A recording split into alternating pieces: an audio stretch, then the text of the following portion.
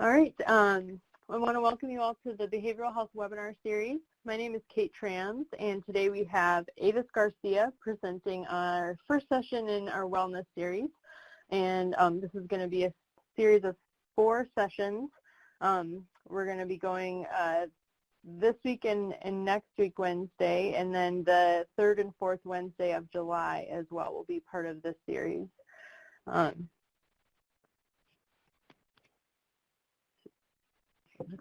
Okay, this training series is brought to you by the National American Indian and Alaska Native Addiction Technology Transfer Center.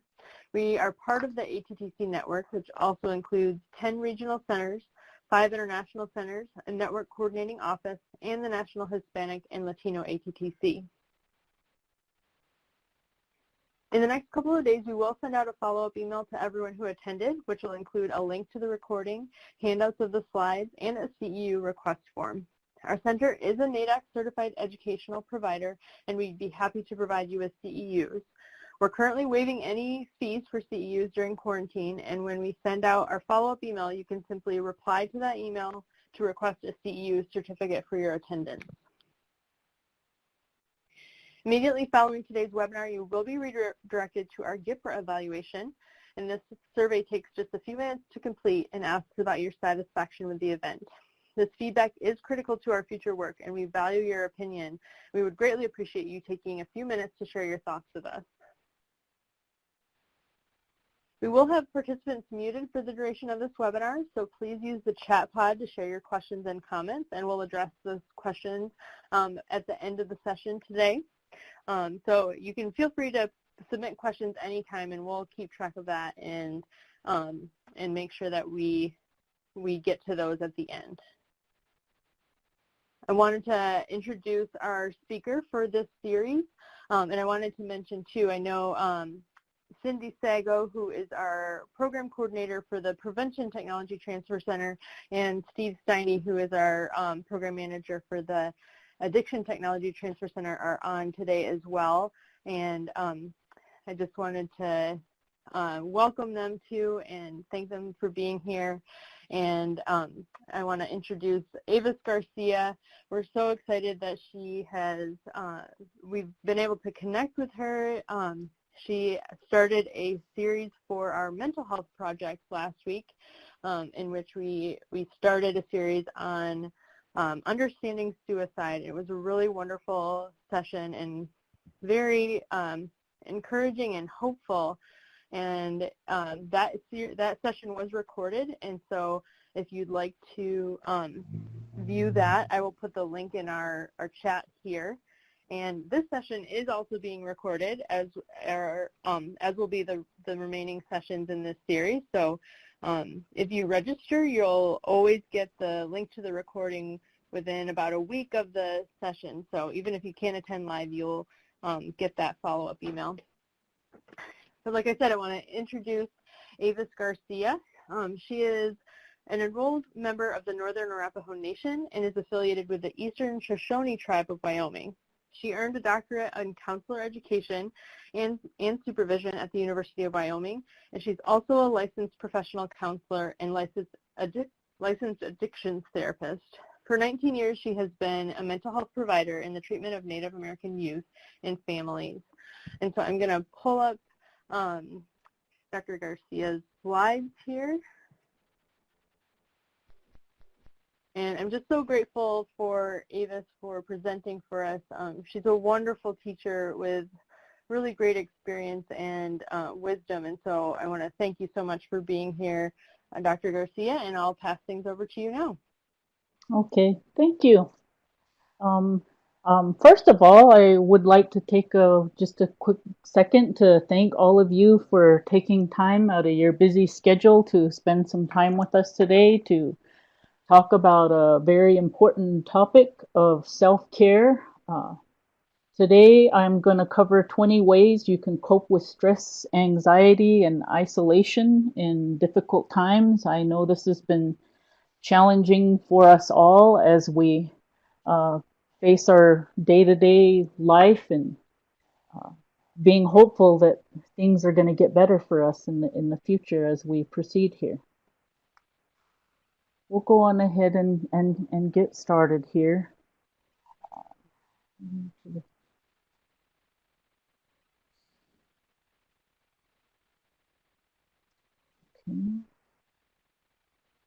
And this is a slide that just talks about why self-care is so important. If you can read these squares on the slide, it talks about how it's an essential part of mental health and wellness. It makes us more productive. It helps us cope with stress and gives us reserves for even more difficult times.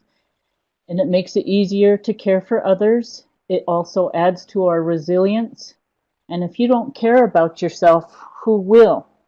I also would like to add, for those of you that are professional counselors in following the ACA ethical codes, it is an ethical mandate that we do practice self-care so that we can provide quality services to the clients that seek our help. Why is self-care so important? One of the main reasons is we need to prevent burnout. And the definition I have here is that burnout is characterized by emotional exhaustion and cynicism and ineffectiveness in the workplace, so it can affect the way you work with people, and chronic negative responses to stressful workplace conditions. So it is specific to your job situation, and it can also be a job-related form of depression. And 21 to 67% of helping professionals are always concerned about this problem. It is one of their number one concerns. And some of the reasons that helpers don't get help is we think that we shouldn't have any problems.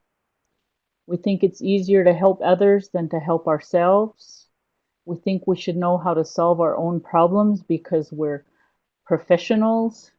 We view our problems as signs of failure or inadequacy.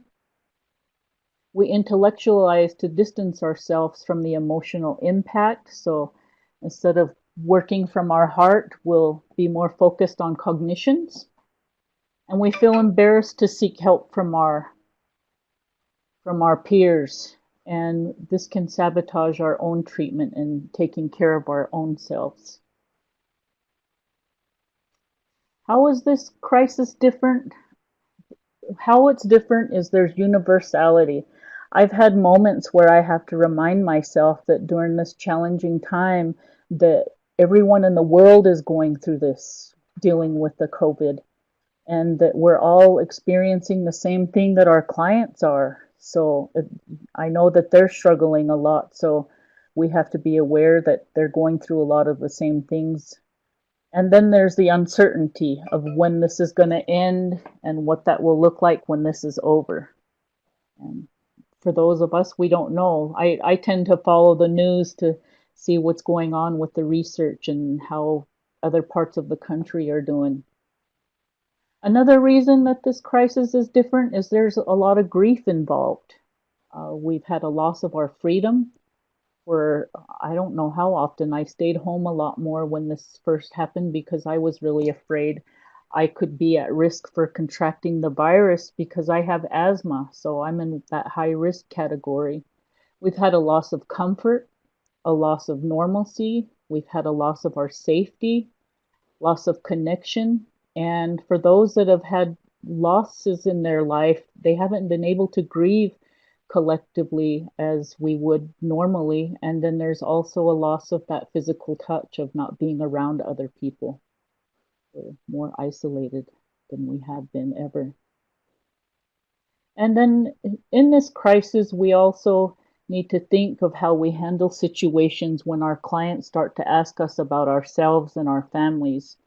And I always like to remind my staff that we have to keep a boundary. When you're working with clients, you're there for them and it's not about your life. So I always tell my staff, if you're going to share anything about yourself, there should be a therapeutic reason for revealing that information. I thought this cartoon was a little funny. It's these two dogs and the therapist is sitting by the lamp there with a notepad and it says, In last week's session, we spent a lot of time talking about the importance of professional boundaries. But I noticed when you arrived here today, you tried to sniff my butt again. I thought that was a little funny. So we need to think when you're sharing information, is it in the client's best interest? Sharing personal information to a client can be unprofessional. The goal should be to create a safe space for clients to thrive as well as to protect the client. Mirror neurons are neurons that are in our brain. They are a recent discovery that are the biological basis of empathy. It is our key to understanding other people's emotions and their feelings. They're also known as smart cells, which allow us to understand other people's intentions. The mirror neurons fire when we experience an emotion such as happiness, anger, fear, or sadness. So if we see someone sad, we will feel the same sadness. We don't need to think about it. We actually experience it firsthand. They make up about 10 to 20% of the neurons in certain parts of the brain, and we all rely on this without even realizing that we do. Helplessness, resource scarcity. This is just a picture that I'm sharing of when the coronavirus first hit our area here in Wyoming. I live in Cheyenne, it's the capital of Wyoming. The grocery stores were running out of everything, and even myself had a little bit of panic of what are we going to do if we run out of food and we can't get what we need. So we're being asked to do things that are counter to our training. We can't go to places that we're used to going. We have different roles and new responsibilities. We just reopened our building yesterday, and so it's the constant asking the CDC questions, taking temperatures, having people put their mask on and use hand sanitizer. So we have to have precautions in place still. So it changes a lot of things, but we also have to look how that impacts our own lives. Sleep. I thought this was really interesting because I've been hearing from research that a lot of people are reporting changes in dreams, more bizarre dreams, more vivid, reoccurring, and being able to recall them. And I personally have experienced it myself, so I don't know how many of you are as well. And so our sleep is really important to our mental health and our well-being because we need that time to recharge ourselves. The other thing that you may be experiencing as you're here today, it's called virtual meeting fatigue, also known as Zoom fatigue. It's a new slang term. That's these virtual interactions can be hard on our brain. We're spending a lot more time on the computer, so we're not able to pay attention to verbal cues that are missing, some hand gestures, some body language. And, my own staff say it's really different because we don't have that physical interaction that we rely on when we work with clients face to face. And for some, poor video quality affects the whole experience. But I also wanted to remind everyone we have flexibility and resilience. I wanted to share a little bit of a personal story, and I've always shared with my own children when we're having difficult times that I have to think of my grandparents who endured the boarding school era. In 2016, I had the opportunity to go to Chicago and do some research at the Newberry Library in the Indian Studies Department. And I was interested what this library would have in regards to my tribe, where I come from, the Wind River Reservation. And this is a photo of one of the schools on the Fort Washakie Reservation that is of the students. I don't know who they are, but the sad outcome from this picture was about half of these young children died. And I know it was because they were heartbroken. They were torn from their families against their will. And so I have to think that my own grandparents survived this and they managed to do well. So we are resilient people. We've been through a lot across the country since Columbus came, but we're still here. So I just want everybody to remember that we have our culture to keep us strong. Courage is not the absence of fear, but rather the assessment that something else is more important than fear. This is from Franklin Roosevelt. For the helping professions, we may be conditioned to embody courage and showing up despite being afraid. We also need to embody courage by taking care of ourselves despite the fears and discomforts that is created. And how do we do this? I like this quote here. I often tell my clients that are in recovery that their ability to stay away from substance, it's like a muscle. To build that willpower, they've got to work it. They've got to practice using it to be stronger. So I feel it's the same with courage. It is a muscle that we need to utilize. Here's some tips from the American Psychological Association. We need to prioritize our self-care and make ourselves important. What do you have that's going on that can be delayed? What's on your back burner? And we have to look at elements that come from our normal life compared to now. Getting ready for work every day, even if you're doing Zoom, it's getting your work clothes on and that ritual of preparing yourself to go to work. And now that I'm returning back to the office, I'll be packing my lunches again. When I've been at home, I've designated an area for work. That my kitchen has doubled as my office space during this time. And I've also had to create boundaries with my husband when he's home and letting him know I have work to do when he's here. So sometimes I go to my back room where I call it my personal library. We all have something to learn. There have been tons of free online courses, so I hope you're taking advantage of all of those. And there's a lot of things to learn both personally and professionally. So maybe there's something you want to do for yourself that you've always wanted to do. And we're staying connected with Zoom, with family and friends. It's important to laugh and stay connected, connect with your colleagues, and share our common struggles that we're going through at this time. Some more tips. This is the Abraham Maslow hierarchy of self-actualization. And we need to remember we need to cut ourselves some slack. There could be a change in our productivity level right now, and that's perfectly normal. Again, prioritizing our self-care. And like I said, you may remember this from psychology classes in college. So these basic needs are food, water, shelter, moving up to safety and love and belonging. Everybody wants to feel like they belong. And increasing self-esteem and your self-actualization. And you also need to assess your own stress level. I might suggest you get a notebook and for the next week or so, keep track of your own moods and how you're feeling at different times throughout the day. Maybe there's something there that you haven't even given any attention to. Normally when I do this type of a presentation, I share this professional quality of life scale. It's called ProQual 5, and I've given it as a handout. So those of you that want to give yourself a self-assessment on your professional quality of life, you can download this assessment and fill it out. The instructions are included, and there's also a website on this professional quality of life scale.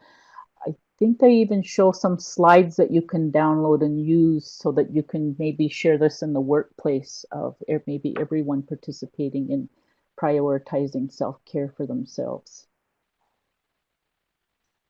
And this is a subjective units of distress. This is like a temperature gauge. So at the very bottom here would be low distress. The medium level is moderate, and then high distress is up here. So when you're dealing with something that's stressful, you would want to keep it below here. from mild to moderate. But being able to monitor things and knowing when things are getting a little bit out of control for yourself so that you know you need to take a step back and practice some self-care. So sometimes this happens through no fault of our own. You know, people come in crisis and we have to deal with those situations as they arise. There are also some apps, some free apps to track your own mood. I'm using this one right here, and it's really interesting because it uses facial expression, and that's how I record my mood for that day. And a lot of these are free trial, and then they want you to try something else. And then if you want to subscribe, some of them are free, and I'll share some of those at the end.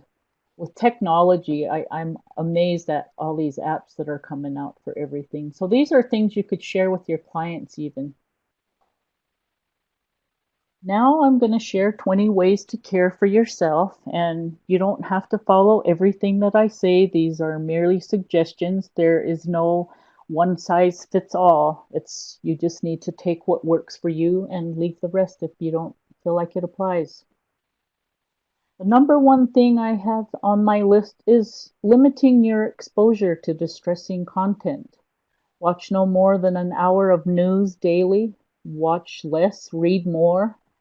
And if you must watch, try to find more pleasant things to watch. I picked CNN because when my husband is home, he likes to have this channel on all the time, and I have to ask him, would you please change it? It stresses me out a little bit. I usually turn on to news like the last at 10 o'clock at night for just the highlights, and that's about it.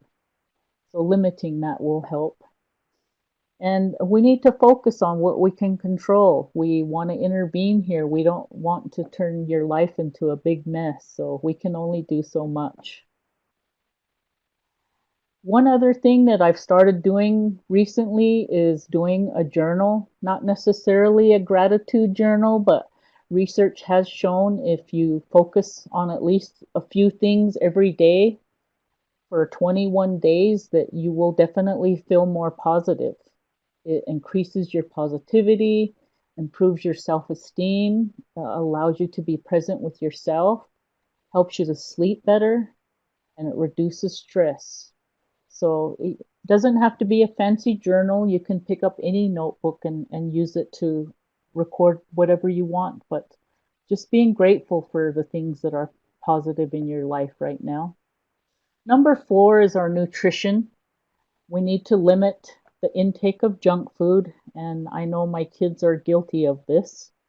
And the limiting the junk food is going to increase your feelings of overall well-being. So now's the season for having fresh vegetables and fresh fruit, so take advantage of that.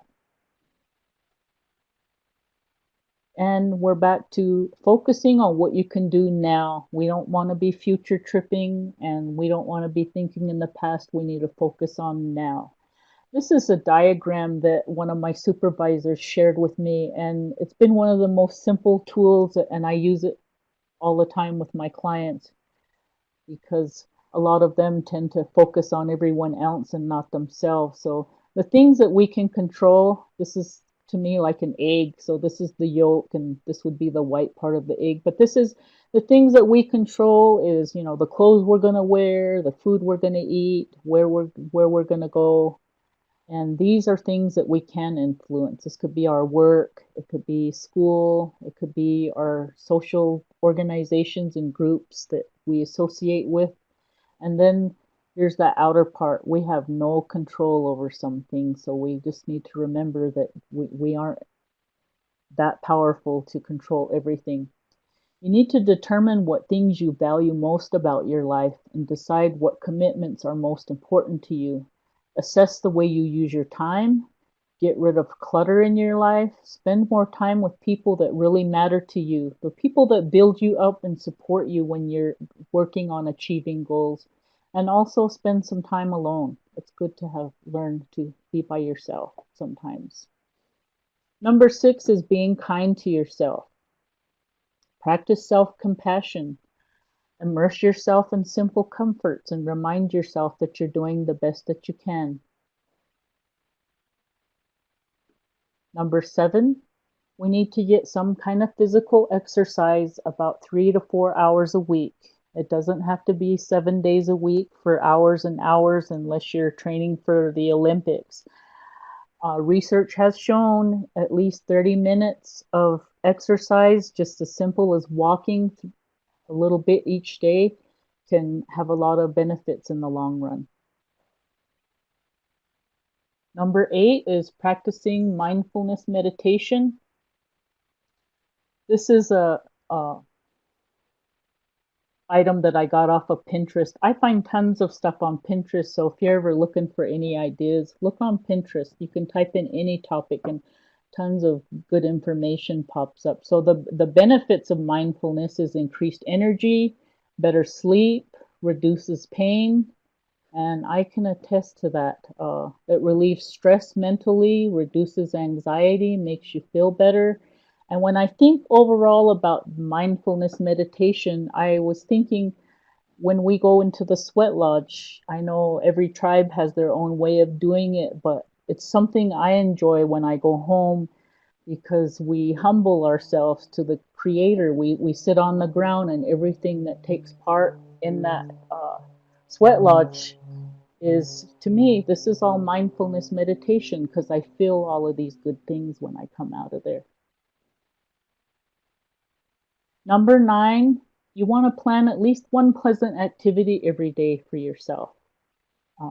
Dancing, drawing, game nights, walking, sunsets, baking, family time, music, whatever it is that you enjoy, whatever works for you. One thing, even if it's 15, 20 minutes.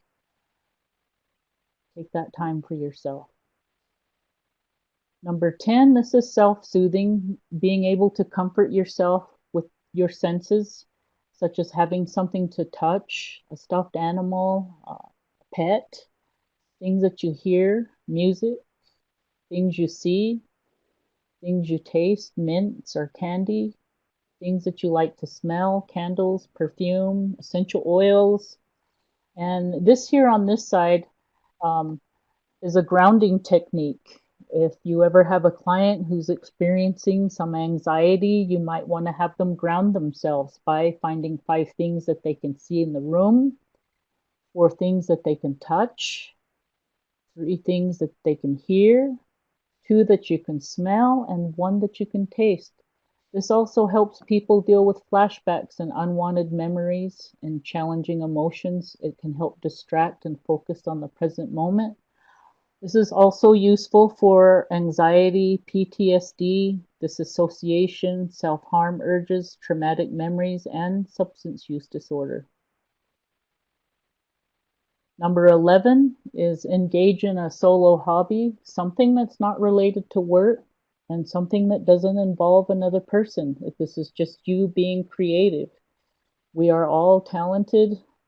My grandmother used to make star quilts, drawing, painting, weaving, jewelry, dance regalia. Maybe you want to get all of your stuff ready for the powwows when we can resume them. And the list goes on. Find something that you enjoy doing for yourself. Number 12 is go outside. This is one of my favorite places in Colorado. This is Estes Park. At one time, the Arapaho people inhabited this area. But when the government came, it was one of them things that was taken, but I still consider it to be part of our homeland and visit it from time to time. Practicing yoga, I haven't done this. I hear about it all the time, and I keep saying I'm going to. There are a lot of benefits to yoga. It decreases stress and anxiety, helps focus, creates mindfulness, builds self-esteem, boosts confidence, encourages self-care, increases your happiness. Just a long list of why it's so helpful. I haven't done it, but I intend to. I hope that some of you practice this. 14. Everyone needs one person in whom to confide. When I was doing my research for my dissertation, I was looking at success factors for Native Americans. What did the people that completed college have that those that didn't in comparison, and the research kept showing that those that were successful all had one person in their life that they can confide in. And my research that I did on my reservation actually confirmed this. And this picture right here is my grandparents, and I've always had my grandmother all my life. She raised me, and she provided a safe home for me. She did not drink or use any substances. Well, to me, she'll always be a saint. But this is my grandfather. But I give this lady credit for being the one person who was always there. And as I look at the list here, I thought one thing I should have added was an elder. So it's always important to connect with our elders. They like to be consulted. Number 15 is we all need to get sleep. It's very important. We need to have at least 6.5 to 7.5 hours a night. I know there's some people that like to work hard and say they can function on 5 hours of sleep. I, for one, need to get my sleep, so I have to keep a pretty strict schedule. It helps with your overall effectiveness in work or your personal life. It stabilizes your mood, increases your productivity, and determines how much energy you have. That includes following good sleep hygiene practices, allowing adequate time for sleep. And if none of this works, you really should see a professional. Again, my healthcare, um, I have to take an over-the-counter sleep medication. I'm not telling everybody to, but I did do it under doctor's care because I suffer from migraines, and I made the connection of when I didn't get to sleep, I would often have a migraine the next day. So that's why I have to make sure I get my sleep. Number 16 is asking yourself 2 questions. What gives your life meaning and what gives your life joy? Because whatever those 2 things are, make sure you do more of that. It's very important for you. I don't know if any of you watched the YouTube series on Marie Kondo. She does the tidying up videos, and what that's the question she asks is if things give you joy, and if they don't, to determine if you were going to keep it or you were going to toss it out if you're organizing your home. Number 17, connect with other people daily. Some people eat meals together or have picnics. You can call your friends and family. You can play games using Jackbox virtually. You can reconnect with someone you haven't talked to in a while. Watch movies with your friends, your family.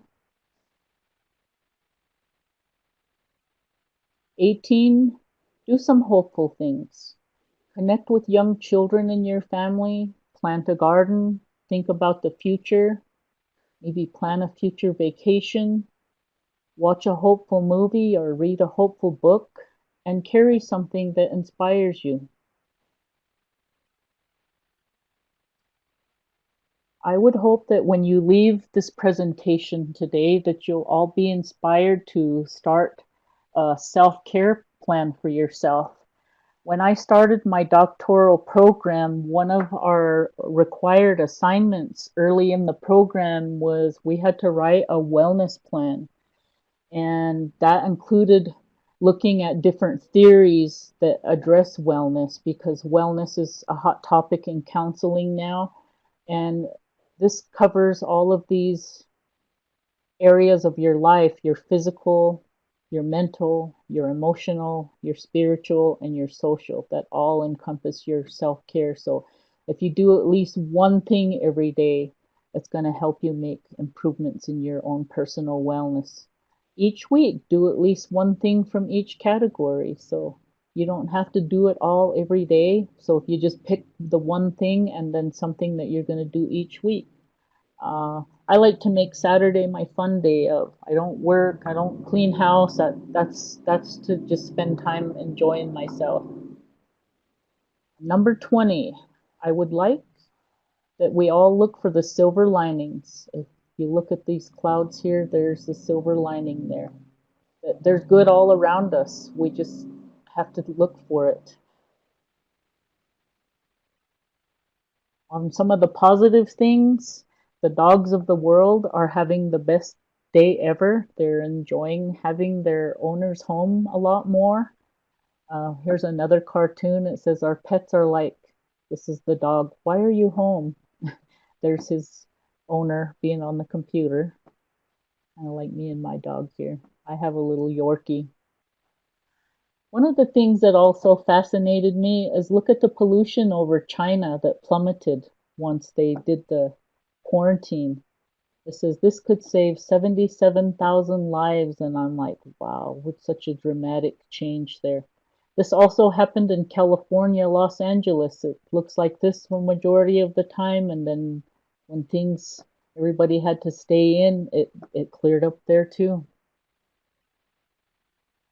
The Himalayas became visible for the first time in decades. The pollution in the air would make that you couldn't even see it. These are the first images from the Venice canals. They were a lot clearer after the lockdown, and it says it was the clearer they've ever been in decades. So it's just amazing how much pollution people cause to this planet. Just imagine if we all just stayed home. In India, when they were on lockdown, hundreds of thousands of undisturbed sea turtles came ashore for the first time in years to lay 60 million eggs. Thousands of retired doctors and nurses came out of retirement, risking their own lives to join the fight against the coronavirus. These are the true heroes among us right now. Two pandas in Hong Kong Zoo tried to mate for a decade, unsuccessfully. With the zoo being closed, they actually did it. So they will be having a baby panda. Never before, scientists say, have so many of the world's researchers focused so urgently on a single topic. Lately, it's like every week we're looking at something new that might be able to help with the coronavirus, from actually getting the antibodies from the people who have the virus themselves. And yesterday I was reading about steroids. So they're desperately trying to find answers and possibly an immunization for this pandemic. Over 730,000 people have recovered from the COVID around the world thanks to testing and stay-at-home measures. I myself, I've spent more time with my family. I've done a lot more cooking. I've watched a lot of movies. I've done a lot of organizing. I started exercising at home, so my excuse of not being able to get to the gym doesn't work anymore, thanks to Beachbody and less meals. I've learned that there are some things that I just like to do that are work related at home. I've done a lot more reading and a lot more writing. I haven't drug out the beads yet. That's my next plan. And I thought I'd share this little video here, if we can get this to play. This is the social distancing powwow that I wanted to share.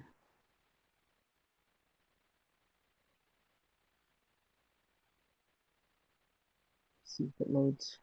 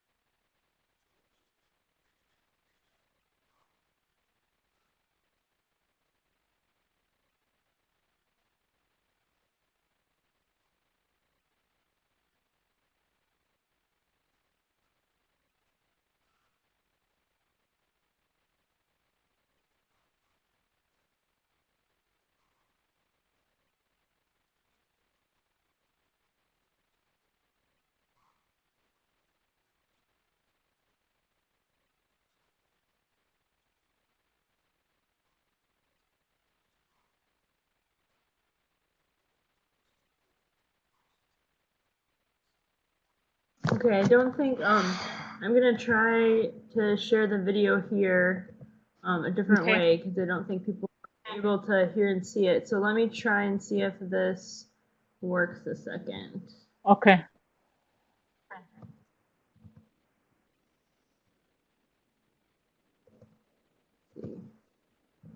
All right, let me know if you can hear this.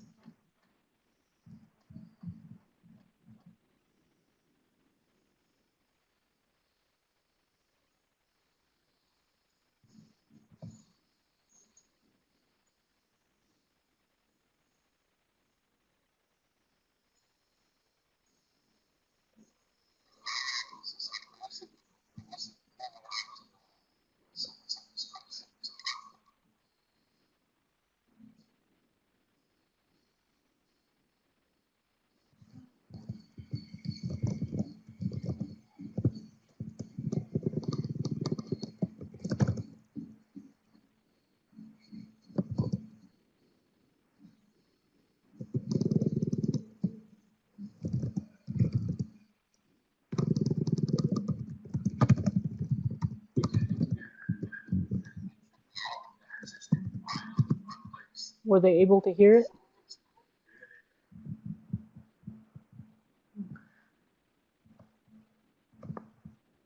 Okay, it sounds like people weren't able to hear it when I was trying to share the video. So maybe I did put the link in the chat, and so maybe we can just have people can watch it on their own. Maybe after at the end of the session. So my apologies. Sorry.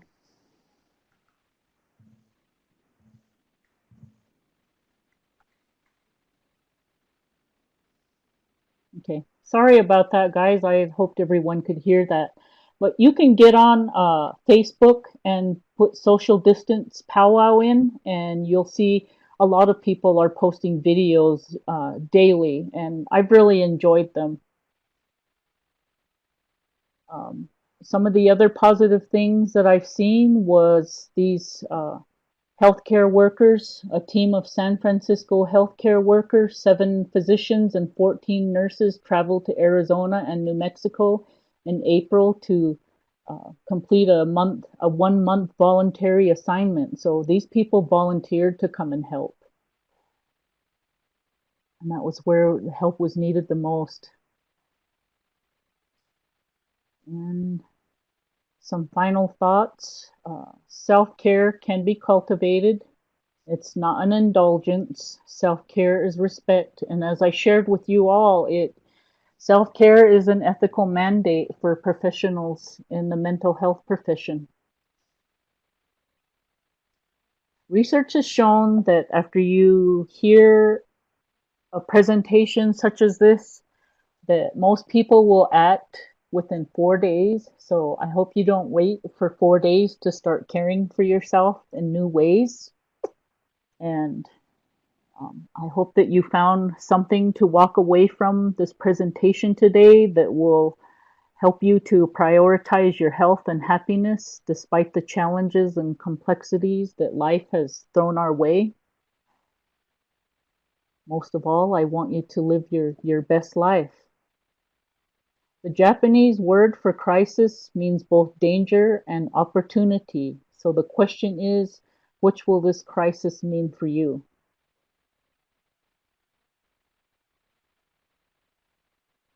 We all have an obligation to our clients as well as ourselves, our colleagues, and our loved ones not to be damaged by the work we do. And keep an eye out for your colleagues too. Check on them. Ask if they're doing okay. Be willing to listen to them if they need someone to talk to. We all need to lean on each other right now. I've also got a bunch of resources here. Some free resources for dealing with the COVID-19 are this website here at the APA.org. Some self-screening tools. Like I said, I've attached the ProQual Life Scale for self-assessment to the handouts. And then there is a T2 mood tracker app, another app if you wanted to track your moods. Some free mindfulness apps there is one called UCLA. If you go to your store on your phone or your computer, there's another one called Mindful, Headspace, Insight Timer, Aura, and Stop. It should be Stop, Breathe, and Think. Sorry for the typo there. And then there's also some YouTube music. If you type in mindfulness, you'll pull up a lot of music that you can listen to on YouTube that's absolutely free, and I think they're pretty good. There is a Mindfulness Coach app that's designed to support independent mindfulness practice. It includes mindfulness training, practice now, you can track your progress, and you can increase your expertise in using that app. I have one on my iWatch, and it's called Breathe, and every now and then it just pops up and gives me these little reminders to take time outs to practice some mindful breathing techniques. This other one here is free. It's called the Mindfulness Coach. It's from the Department of Veteran Affairs, and it's available to the public. You just have to go to your store to download this app, and it's called Mindfulness. So it has a lot of different things built into it, so you can get it on the Google Play or the Apple App Store, and that one is free. Some other mindfulness resources. There's a free online mindfulness-based stress reduction course. This is free. Guided mindfulness meditations. These are the links for those. So I believe these slides will be available for your use, and you'll be able to directly click on those links to access the free mindfulness resources. I've also attached a self-care guide that is free. I've used that in the past with other presentations that I've done on self-care. There are also some self-care workbooks. Here are the links, and one for When Compassion Hurts. Because sometimes in our work we hear a lot of people's traumatizing stories, especially if you're in the substance abuse field. You hear a lot of tragic stories, and sometimes it's hard to deal with. That's why we need to take care of ourselves. There's a COVID Coach app. Again, it's from the Veterans Affairs. You can download it from Google Play or the Apple Store. Free. I like free stuff. Okay, I guess if we have any questions, any final thoughts?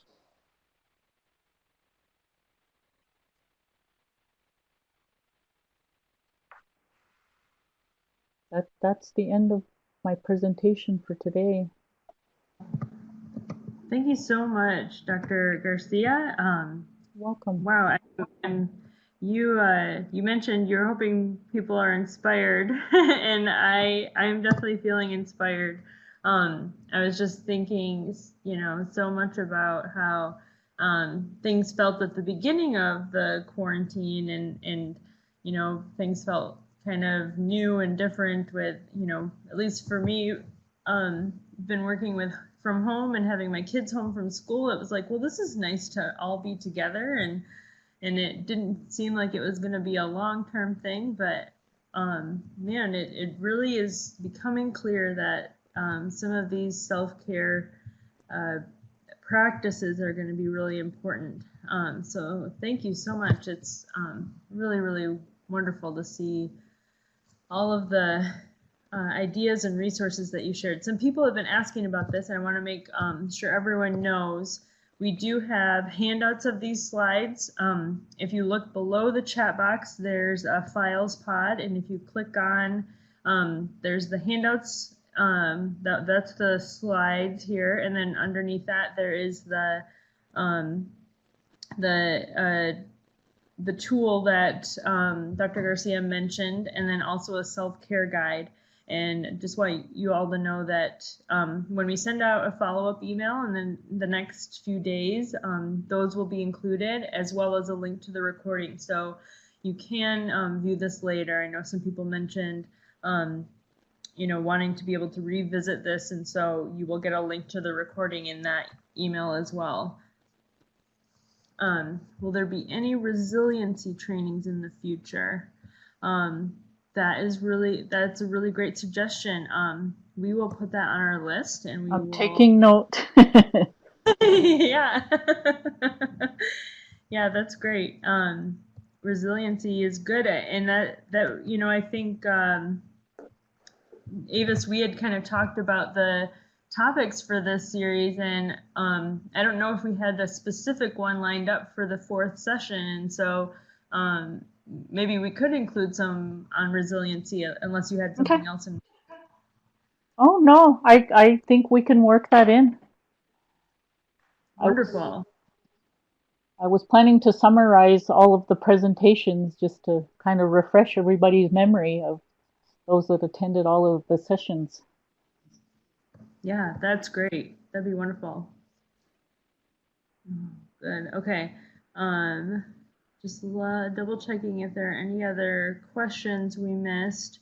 And I wanted to also just I see we have a few of our advisory council members on too, and we have Dr. Dan Foster and Dr. Jackie Gray and Patrick Calf-Looking, who are all members of our advisory council. Okay. And so I would love to invite any of you to jump in if you have any comments or things to add to this session. It's I know Dr. Foster mentioned that he might not have the best connection right now, and so I don't know if they'll be able to jump in, but I just wanted to thank them for being on and welcome their input as well. Well, for any other questions. Any ethics training? We do have a training series that we have done before on ethics, and so I will also put that down that maybe we can do webinar versions of that as well. So yeah, thank you for that suggestion.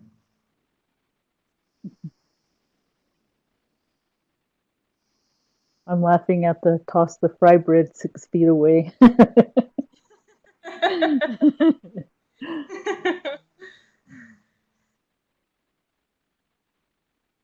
It looks like we just have a lot of really positive comments, and yeah, I hope this was a really great session for people. It's nice to be able to offer all of our providers who join us some encouraging words and a gift to be able to give them, a reminder how much they are valued and how important they are. And so, yeah, I just want to thank everyone for joining us and for the work you're all doing.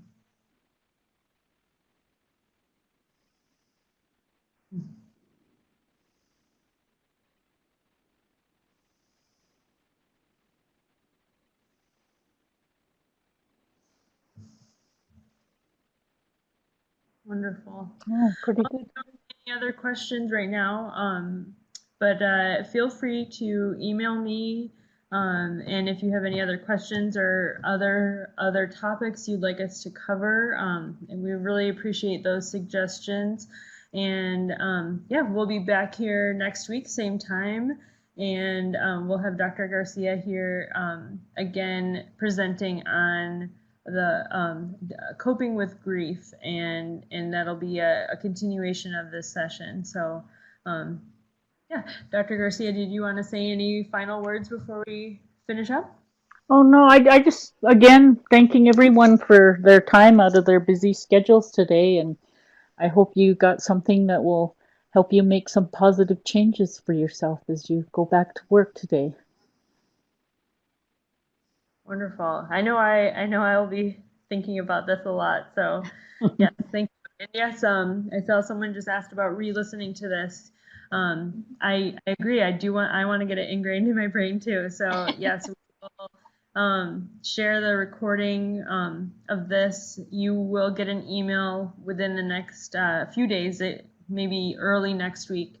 But that'll have the recording, and you can view it at any time and pass it on to colleagues or anything like that. So yeah, thanks again to everybody, and with that, I'll close this out for today, but thanks again for joining us, and I look forward to being with you all again soon.